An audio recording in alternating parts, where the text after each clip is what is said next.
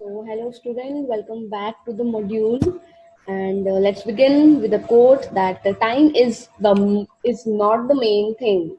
It is only the thing that you have, and just utilize your time accordingly because it is the only thing which will lead you to your plan. All right? Okay, let's go. So आज की topics क्या क्या हैं? We'll discuss about the objectives of management, all right, and that includes organizational objectives, social, and then personal. Okay, so basically we'll start with that. What is objective?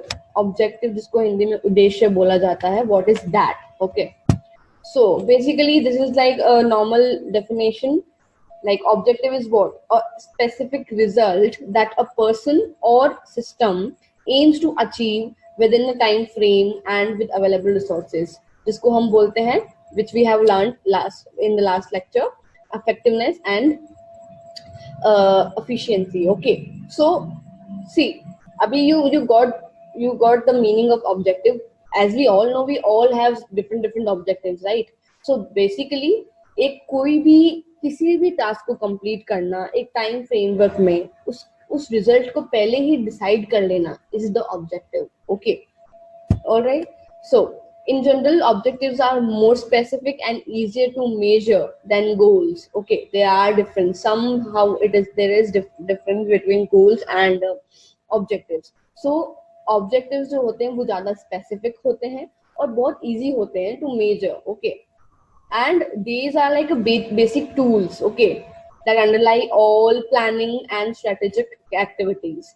हर तरह की strategic activity हो, कोई तरह की planning हो, it will, you know, objective will be the basic tool for that. All right, so what is objective?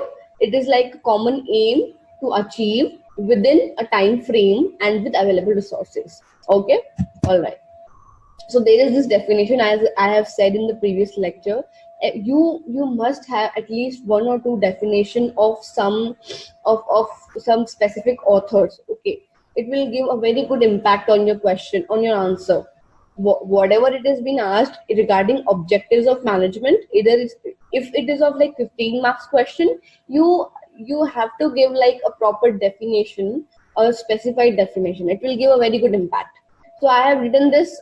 It is not in your book, so you can write तुम्हारी book में side में, या फिर you can make a short note on this chapter so that तुम इसको साथ में add on कर सको.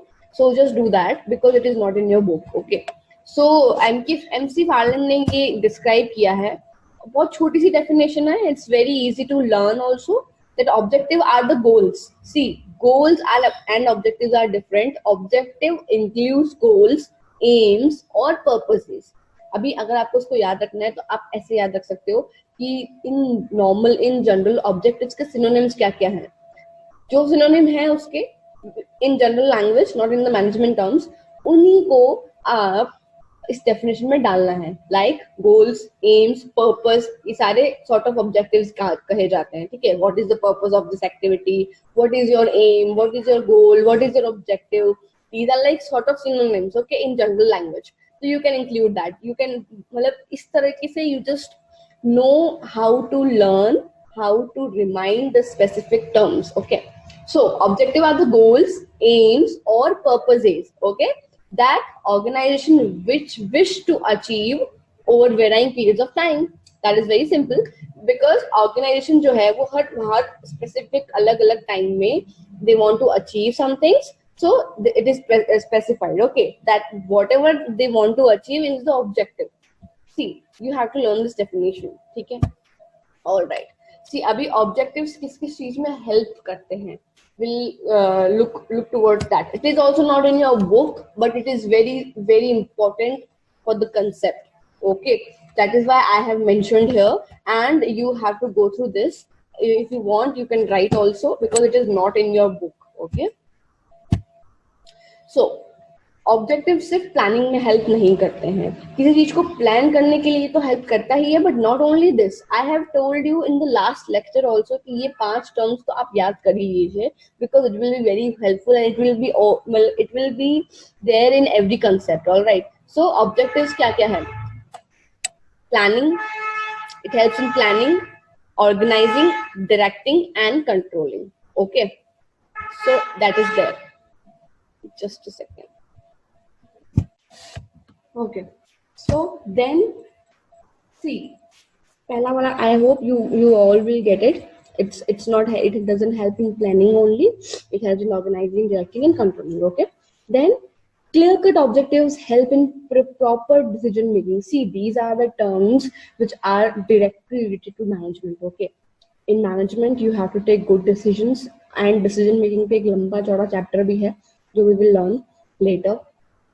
तो ये सारे टर्म्स आपने याद रखने ही हैं, और ये सब टर्म्स जो है वो ऑब्जेक्टिव से रिलेटेड है. Okay, so you for you, मतलब that is very common that for achieving better results you have to have a very proper decision making, and decision making comes when you have clear cut objectives.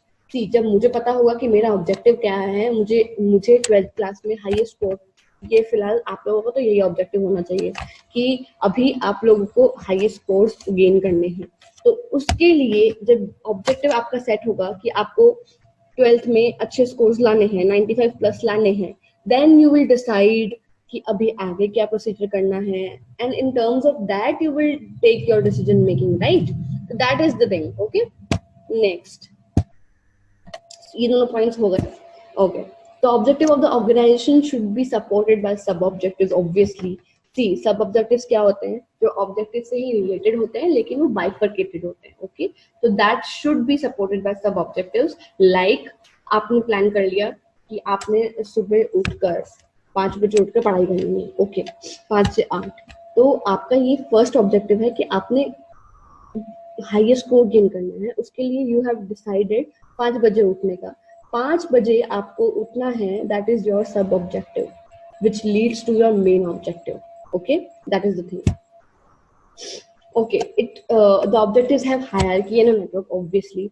See, अभी management की बात कर रहे हैं, top management, middle management, lower management, so these are like hierarchies. Okay, so that is there.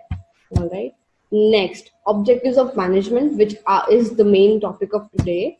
So ये आपकी book में भी लिखा हुआ है, that is very very clear. Organization objectives, social objectives, and personal objectives. Okay, we'll do one by one. Okay, let's go. Organization objectives क्या है? So इस वर्ड से आप एक बार एनालाइज करके देखना 1 मिनट कि आपको क्या समझ में आ रहा है. ऑब्जेक्टिव का मतलब मैंने समझा दिया, ऑब्जेक्टिव की importance, how does it help, I have told you before. अभी इस वर्ड से जो समझ में आ रहा है, अगर आप वो लिखने बैठ जाएंगे आंसर में भी, that would be wrong. See, okay, that is why you need to write in a conceptual approach. You need to understand the concept. Okay, so क्या है organisation approach, sorry organisation objectives. Okay, management is responsible for setting and achieving objectives for the organisation, that is for sure. अभी management में तुमने जो जो objective set किए हैं, management ही responsible होगा किसी भी कंपनी का. जो मैनेजर होगा या जो मैनेजमेंट टॉप मैनेजमेंट पे होगा, जो सीईओ होंगे, they will decide and they will set some objectives for others to achieve that in efficient and effective manner. Okay, so organisation objective क्या होता है, जो मैनेजमेंट डिसाइड करता है और वो ही रिस्पॉन्सिबल होता है उनको सेट करने का और अचीव करने का भी.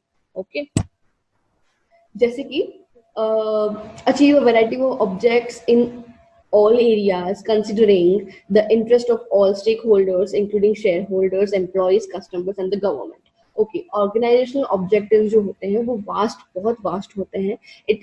they are like in different dimensions. हर तरह के decisions हमें लेने पड़ते हैं, और साथ ही it is not about the organization and management. It is about the interest of stakeholders. ठीक है, साथ में इंक्लूडिंग शेयर होल्डर्स, जो शेयर होल्डर्स हैं उनका भी इंटरेस्ट होना चाहिए, एम्प्लॉयज का इंटरेस्ट होना चाहिए, कस्टमर्स को हम सेटिस्फाई कर पा रहे हैं नहीं, गवर्नमेंट के रूल्स और रेगुलेशंस को हम समझ पा रहे हैं नहीं, उनकी पॉलिसीज को हम नेग्लेक्ट तो नहीं कर रहे हैं, या you know we should not be in any sort of legal fault. इसका ध्यान रखना पड़ता है हर ऑब्जेक्टिव को सेट करने के बाद में. इनके इतने सारे डायमेंशंस हो सकते हैं और बहुत सारे डायमेंशंस हो सकते हैं by setting the objective. Okay, so objective decide करना ऑर्गेनाइजेशनल इसलिए है because it considers these things which I just have told you. Okay, अभी नेक्स्ट, अभी रिसोर्सेज की बात करते हैं कि ऑर्गेनाइजेशनल ऑब्जेक्टिव रखने के लिए हमें कौन कौन से रिसोर्सेज की जरूरत होती है. Okay, I think that it is not gonna bore you, because this is the conceptual things we have to understand these, and then we'll go with our sort of examples which will make you feel fun. Okay, so first please focus on this thing. Okay, then we will go to our sort of examples. Okay, so the main objective of any organization should be to utilize human and material resources. ठीक है, सबसे पहले सबसे बड़ा objective तो organisation का यही होता है. ओके, कि आप कैसे अच्छे से यूटिलाइज कर रहे हैं ह्यूमन रिसोर्सेज को, लेबरर्स को, आपके एम्प्लॉइज को, उनका ऑप्टिमम यूटिलाइजेशन करना. That is the main objective of any organisation. Okay, resources में मटेरियल रिसोर्सेज आते हैं जो कि जैसे कि एक तो मैनमेड रिसोर्सेज हो गया, दैट इज लाइक ह्यूमन लिबरर्स, वे मतलब जो भी एम्प्लॉइज हैं वो सब कोई, और मटेरियल रिसोर्सेज जो हमारे पास में मटेरियल है वो वेस्ट ना हो, उनका ऑप्टिमम यूटिलाइजेशन हो, उनको अच्छी तरह से यूज किया जाए. That is the main objective. Okay, see this I have explained. Material resources, human resources को इस तरीके से यूज करना, ऐसा पॉसिबल एडवांटेज निकालना उनका, सो दैट वो बिजनेस का जो इकोनॉमिक ऑब्जेक्टिव है, इकोनॉमिक ऑब्जेक्टिव मतलब नाम से समझ में आ रहा है, जो फाइनेंशियल ऑब्जेक्टिव है, जो हमारा बजट है, जो हमारा कॉस्ट एनालिसिस है, वो एकदम अच्छे से फुलफिल हो पाए. ओके, सो अभी अगर इकोनॉमिक ऑब्जेक्टिव को बिजनेस के अपन एक्सप्लेन करना चाहें तो what is that? This is like survival, profit and growth. Okay, अब ये तीन टर्म्स हैं, विल डिस्कस इट सेपरेटली. सो अभी रिसोर्सेज का मतलब आई थिंक आपको समझ में आ गया है, ऑर्गेनाइजेशनल ऑब्जेक्टिव्स का भी समझ में आ गया है. ऑलराइट, सो नहीं आया है तो you can write any doubt in the comment section right now. Okay, otherwise I think that it is clear, pretty clear. Okay, let's move forward for survival.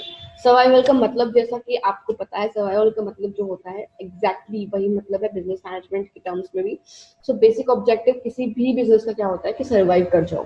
ठीक है, मार्केट में टिक जाओ. अगर नॉर्मल हिंदी लैंग्वेज में और बेसिक लैंग्वेज में बात करें तो टिकना इज द बेसिक थिंग, कि आप मार्केट में टिके रहे without at least not getting loss, not in profit, but survive करने का मतलब होता है if you're not gaining profit पर तुम्हारे कॉस्ट से ऊपर ना हो जाए. that is the survival thing in the management term. Okay, so management must try to ensure the survival of the organization. That is pretty clear.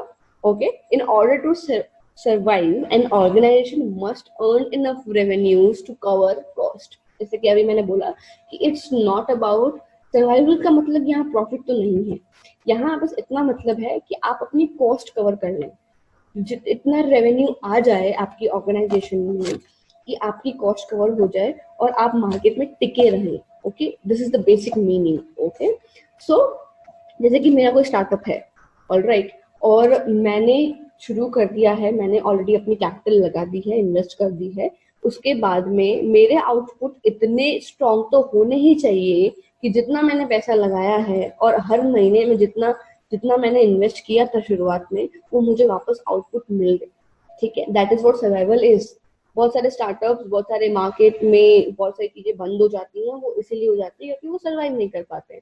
Survive नहीं कर पाएंगे तो उनकी ग्रोथ नहीं होगी. Okay, now what is profit? Okay, profit का मतलब सबको पता है, कॉस्ट के ऊपर जो हो जाए वो प्रॉफिट है.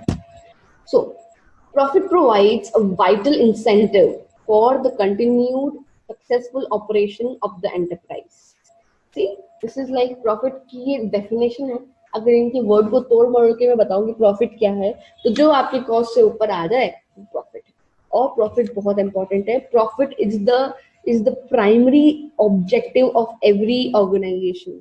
ओके, मतलब you can take it secondary because if it is like नया कोई स्टार्टअप हो या कोई एंटरप्रेन्योर हो जो नया शुरू कर रहा है, तो it will be like secondary objective, because first होगा सर्वाइव करना, कि एटलीस्ट हम टिके तो रहे, will at least be on the path of growth. So वो प्राइमरी हो जाएगा. पर अगर कोई टिका है, मतलब स्टेबल बिजनेस है कोई, तो प्रॉफिट जो है वो सबसे बिजनेस का दूसरा नाम ही प्रॉफिट है, कि आपने बिजनेस करना है क्योंकि आपने बहुत प्रॉफिट कमाना है। ओके, सो ये प्रॉफिट का सिंपल फंडा है, ठीक है। और अगर आप नॉर्मल बुक वाली बात करें, जो which will bore you, I know, but we have to, because conceptual approach के लिए हमें ये सब कुछ पढ़ना तो पड़ेगा ही, ठीक है। लेकिन बीच बीच में मैं थोड़ा सा आपको अपने तरह के एग्जाम्पल्स देती रहूंगी, सो दैट आप जरा बोर ना होए, ठीक है, और लेक्चर पूरा अच्छे से देख लें। सो या, तो profit provides a vital incentive, जैसे मैंने तुम्हें बता दिया, and profit is essential for covering cost and risk of the business. See, business is also all about risk. हमने पैसा लगाना है पहले और फिर पैसा कमाना है। हर मोस्ट ऑफ द बिजनेस में ऐसा ही होता है। तो पैसा लगाना इज द बिगेस्ट रिस्क, ठीक है। उस रिस्क को कवर करना, जो कॉस्ट हमने लगाई है उसको कवर करना इज प्रॉफिट, ठीक है। अभी you will be thinking that profit इतना बेसिक टर्म है, वाई इतना लंबा चौड़ा कुछ एक्सप्लेन करना। No, it is a basic term, I know, but when it comes to write, मतलब in the form of words, in your answer copy, you will not get the words, trust me. You have to have these sort of words in your head कि okay we can use, मतलब like management की language इतनी अच्छी होनी चाहिए आपके answers में कि वो एकदम सामने वाले को पढ़ के लगे कि आपने कुछ पढ़ा है। प्रॉफिट का मतलब 10th क्लास के बच्चे को भी पता होगा, 8th क्लास के बच्चे को भी पता होगा कि प्रॉफिट क्या होता है, बट आप में और उनमें डिफरेंस तब आएगा जब आप उसको अच्छी तरीके से लिख पाएंगे, ठीक है। सो ये सब कुछ सुनकर आपके दिमाग में बैठेगा, आपको वर्ड्स याद रहेंगे and you will be able to write. Okay, that is why I am telling you again and again, okay. Otherwise profit क्या है सबको पता है, हम आगे बढ़ जाते हैं, लेकिन I want you to understand each and every concept, okay, that is why I am doing. Alright, now growth, survival हो गया, प्रॉफिट हो गया, अभी ग्रोथ की बात करते हैं। That is like the tertiary thing जो प्रॉफिट की बात आती है। What is growth? So a business needs to add it to its prospects in the long run. For this, it is important for the business to grow. Okay, to remain in the industry, management must exploit fully the growth potential of the organization. See, ये तो हो गया language जो मैंने पढ़ के सुना, जो मैंने लिखा है। अभी let me explain it. Business को, जैसे कि मैंने पहले भी बताया था, सरवाइव करना होता है, ठीक है। सरवाइव करने के लिए टिके रहना होता है, और ग्रोथ के लिए, मोस्ट इम्पोर्टेंटली ग्रोथ के लिए और कंपटीशन में टिके रहने के लिए, इसी सर्वाइवल इज लाइक मार्केट में टिके रहने के लिए।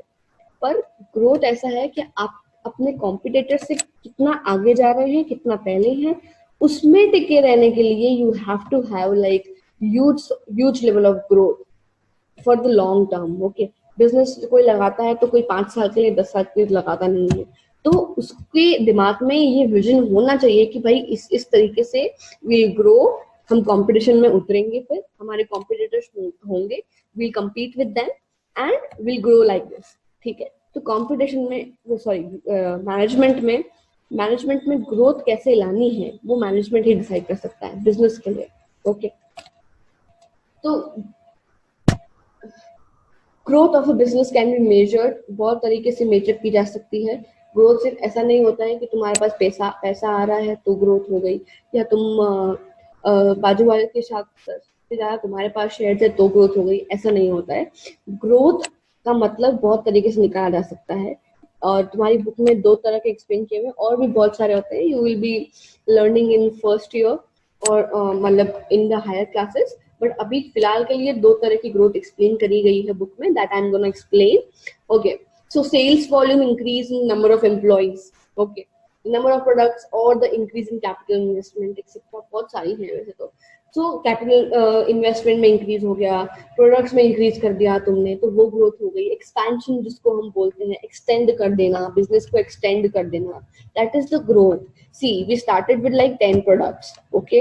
By the time we were getting good outputs, good profit, and we survived in the market, then we go for 10 more products. So there will be 20 products for us, okay?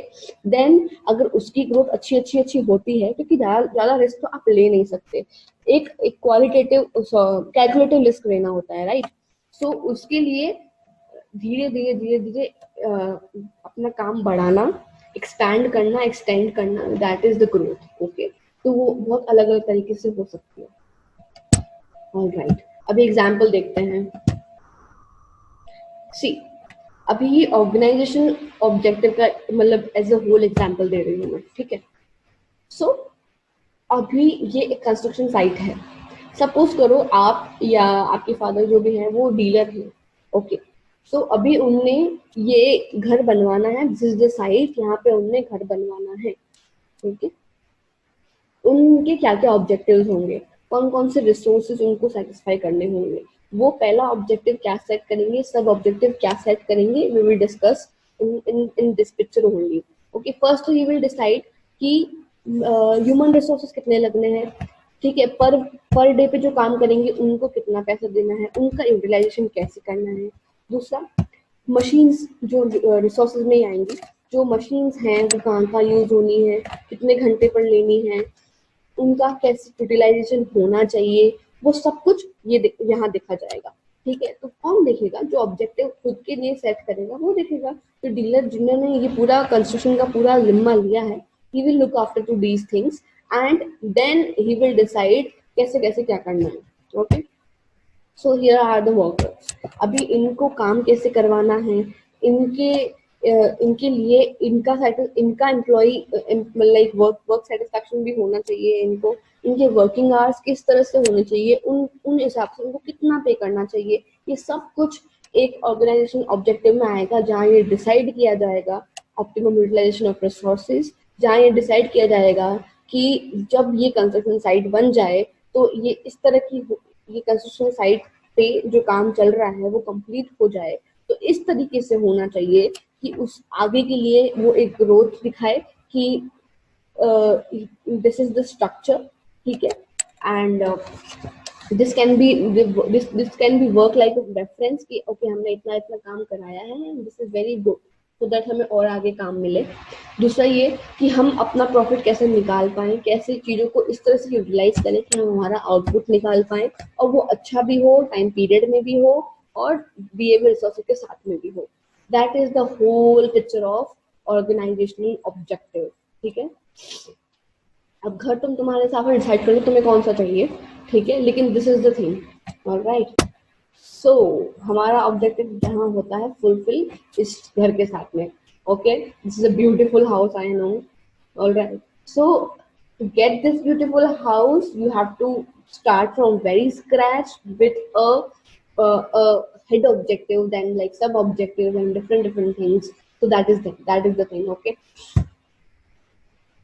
he do not think like this that it is going very, this is just a objective of management, 3 topics हैं, आगे ऐसे फटाफट इतना लंबा नहीं लेना चाहिए। No, you trust me, you have to get the concepts and I really want कि आप during the lecture आपको कंसेप्ट समझ में आके जाए, आप दोबारा पढ़े तो आपको ऐसा लगे कि आपने एक बार याद कर लिया है already.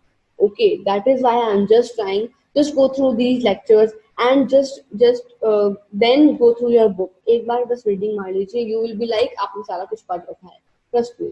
Okay, and be very patient। Okay, so अभी let's come to social objectives। हमने organization objectives कर लिए।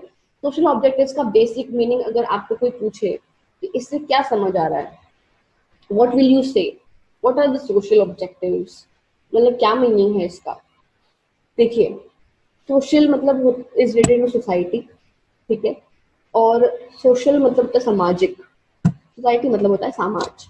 ठीक है, उनको ध्यान में रखते हुए जो ऑब्जेक्टिव सेट किए जाएंगे, 2000 सोशल ऑब्जेक्टिव, ये इसका हिंदी नॉर्मल हिंदी मीनिंग है।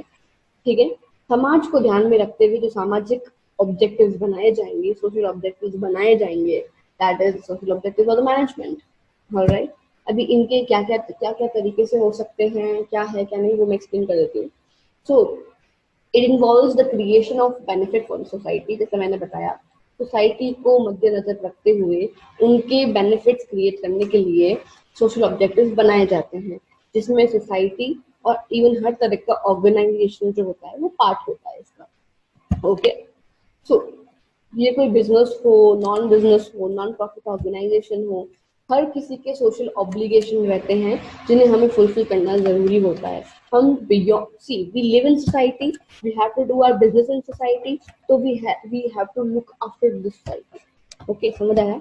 मतलब हम एक सोसाइटी में रह रहे हैं जहाँ पर हमें हमारा बिजनेस भी इन सोशल लोगों के बीच में ही करना है, इन्हीं लोगों के बीच करना है, तो उनकी ज़रूरतें को हमें ध्यान रखना पड़ेगा और हर तरीका सोशल ऑब्लिगेशन हमें फॉलो करना पड़ेगा.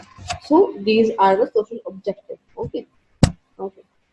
अभी अगर और अच्छी तरीके से बताना हो कि व्हाट डज इट रिफर, तो क्या, to consistently creating economic value for various constituents of society. That includes using environmental friendly methods of production, giving employment opportunities, basic amenities like schools, creatures to employees, ये सब कुछ. सी, अभी इसको मैं एकदम basic example समझाऊँ आपका, तो हमें इंसेंटिव्स मिलते हैं बहुत सारे. आपने देखे होंगे, अगर आपके घर में कोई भी प्राइवेट जॉब में है या गवर्नमेंट जॉब में है या कहीं पर भी है, तो अगर कोई बिजनेस सेक्टर में कहीं एम्प्लॉय लगा हुआ है, तो आपको पता होगा कि बहुत सारे इंटेंसिव्स मिल रहे होते हैं, जिसमें गवर्नमेंट वालों को जो होता है उनको तो बहुत सारे जैसे कि मेडिकल फैसिलिटीज मिल रही होती हैं, बच्चों की स्कूल की फैसिलिटी मिल रही होती है. ये सब कुछ एक सोशल ऑब्लिगेशन है हमारा, which we should fulfil. Okay, कोई बड़ा एमएनसी है या कोई वहाँ पे अगर आप एम्प्लॉय हैं, तो आपको जैसे अभी कोरोना चल रहा है, वर्क फ्रॉम होम के लिए माइक्रोसॉफ्ट कंपनी ने इतने मतलब हर चीज अपने एम्प्लॉयज को घर पे प्रोवाइड करवाई है, तो ये उनका एक सोशल ऑब्लिगेशन है. उनको they can not force them कि नहीं आप आइए और काम ही करिए. It is not about the government thing, it is about the social thing कि भाई हम किसी को हार्म नहीं कर सकते हैं. सबकी जरूरतों को ध्यान में रखते हुए we have to make the social objectives. ठीक है, उन ऑब्जेक्टिव्स को सोशल ऑब्जेक्टिव कहा जाता है. ठीक है, जैसे कि आपने कोई प्रोडक्शन करना है, मशीन यूज हो रही है, बहुत धुआं हो रहा है, बहुत फ्यूल यूज हो रहा है, उस कारण से हमारा एनवायरमेंट जो है वो अफेक्ट हो रहा है. तो we have to think about that and we have to have the middle part for that कि ऐसा ना हो. That is the social responsibility of us as a citizen. Okay, so employment opportunities देना लोगों को. जैसे मैंने कुछ काम शुरू करा है, बहुत सारा एम्प्लॉयमेंट है देश में, तो मेरी ये मॉरल रिस्पॉन्सिबिलिटी बनती है कि मैं एम्प्लॉयमेंट जनरेट कर पाऊँ और एम्प्लॉयमेंट दे पाऊँ और इस तरीके से दे पाऊँ कि मैं कुछ सोसाइटी में कंट्रीब्यूट कर पाऊँ. तो बिजनेस इज मतलब बेसिक तरीके से मैं ये बोल सकती हूँ कि it's not about a selfish move, it's about her किसी को साथ में लेके चलना. That is the social objective. ठीक है, ओके. अभी पर्सनल ऑब्जेक्टिव्स से समझ में आ रहा है. इंडिविजुअल ऑब्जेक्टिव्स तुम्हारे मेरे तुम्हारे दूसरे फेलो वंस के और तुम अलग दूसरे स्टूडेंट्स के, सबके अलग हो सकते हैं. हर कोई 12th में पढ़ रहा है, लेकिन 12th में पढ़ने वाले की सबके अलग अलग ऑब्जेक्टिव्स होंगे, क्योंकि वो इंडिविजुअल ऑब्जेक्टिव है, पर्सनल ऑब्जेक्टिव्स है. तो वो क्या क्या है, लेट्स नो. ओके, तो organisations are made up of people. अपन को पता ही है ऑर्गेनाइजेशन का मतलब ही यही है, ऑर्गेनाइज्ड. ठीक है, group of people, that is what organisation is. तो वहाँ पे बहुत सारे लोग होते हैं, अलग अलग पर्सनैलिटी होती है, अलग अलग बैकग्राउंड से, अलग अलग एक्सपीरियंस से आए होते हैं. और जस्ट बिकॉज उनके बैकग्राउंड और एक्सपीरियंसेस अलग अलग हैं, उनके ऑब्जेक्टिव्स भी बहुत अलग अलग होते हैं. ठीक है, जिसमें दे सी, जैसे कि we'll do with an example. जैसे कि मैं ये बोलूँ कि मैं इतनी कॉम्पिटिटिव हूँ.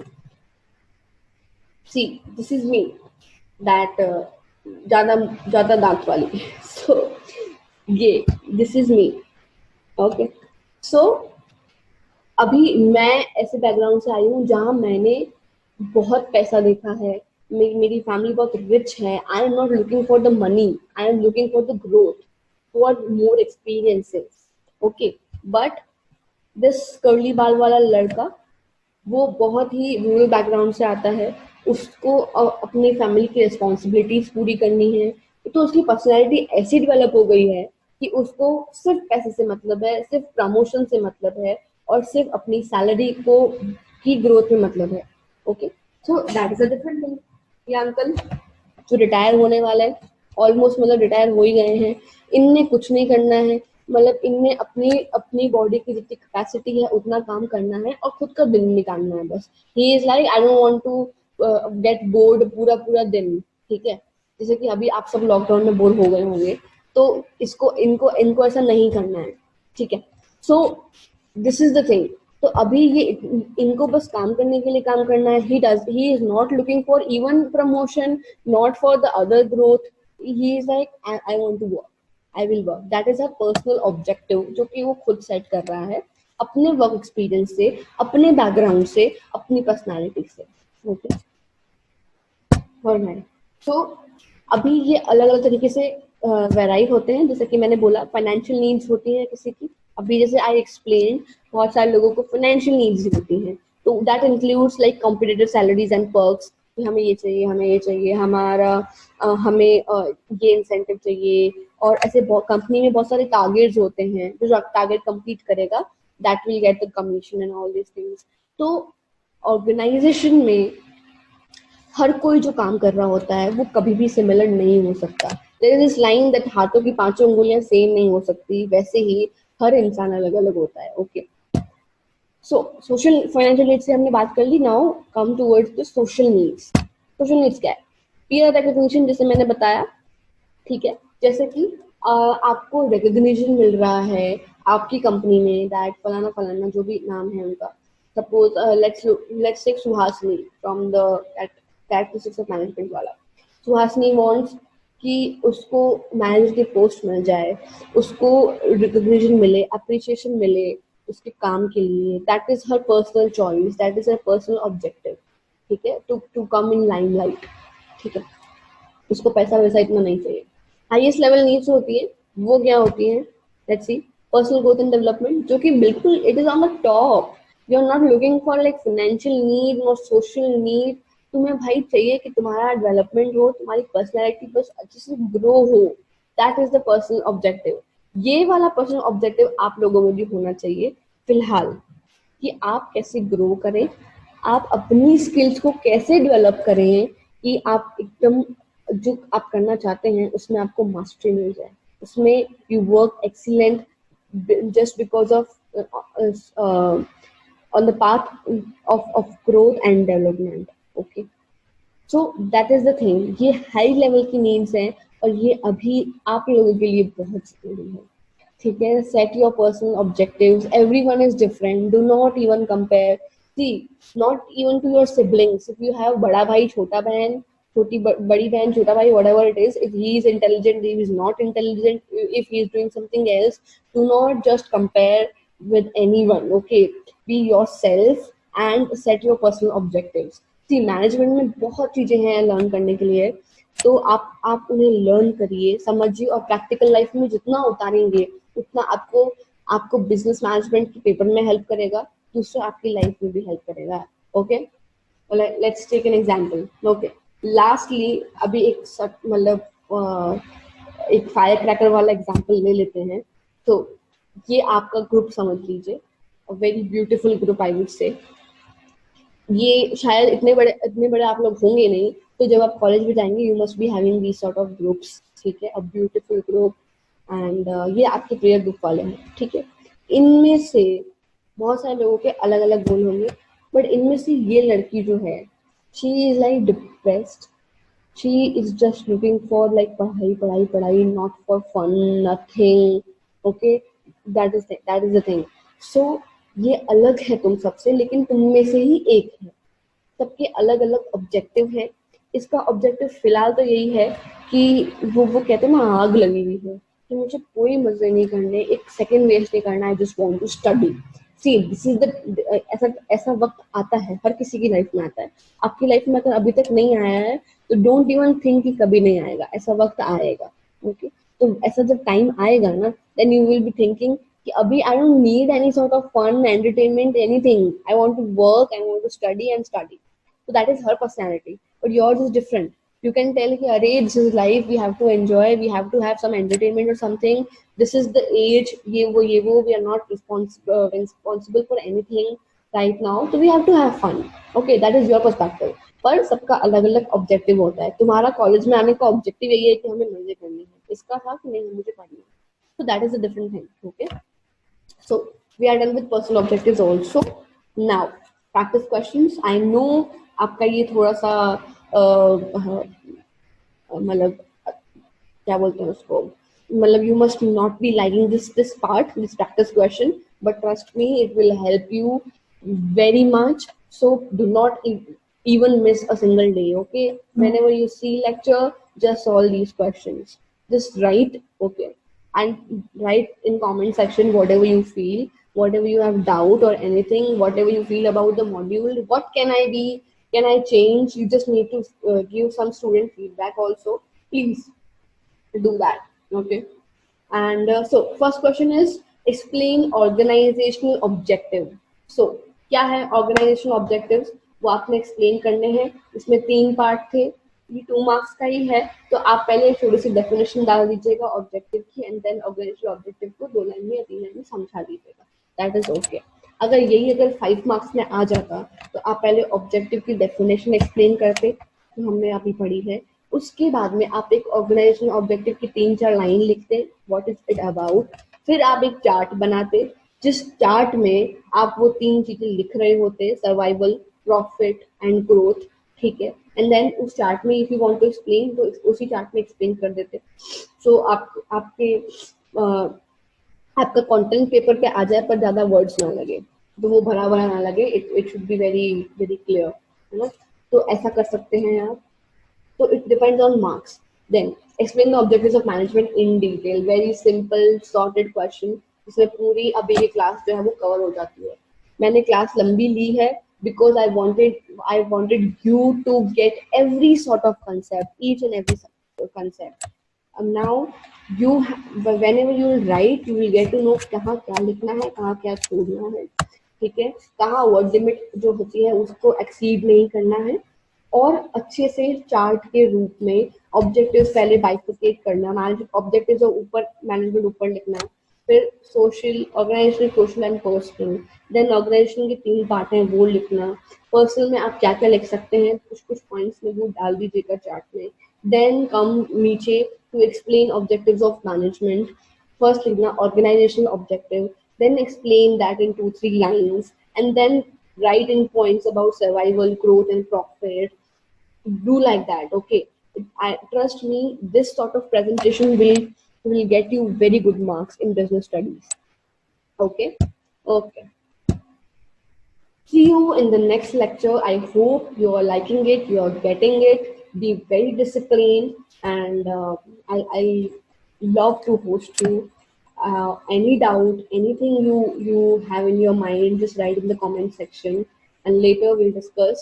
Next topic is importance of management. Okay. Okay, thank you.